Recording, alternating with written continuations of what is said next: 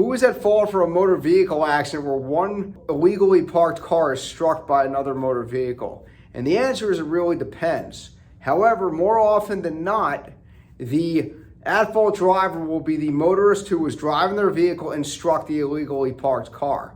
The rationale is that even though the other car was parked illegally, the person who was driving their car had ample time and significant time to ensure that it avoids striking the parked car.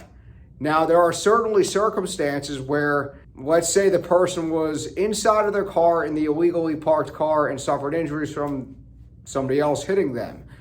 That person wants to immediately get an experienced personal injury lawyer to represent them. There's a good chance the other driver's insurance company will deny liability and say, well, since that person was illegally parked, they contributed to the accident. Under these circumstances, you're going to have to file a lawsuit and go through the litigation process for the injured victim to get the compensation they deserve. If you have any questions regarding how an injured victim can bring a personal injury motor vehicle accident claim in the state of Maryland, feel free to call me. I do this every single day and would love to answer any questions you may have.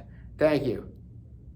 667 Law John, 667 Law John, 667 Law John, 667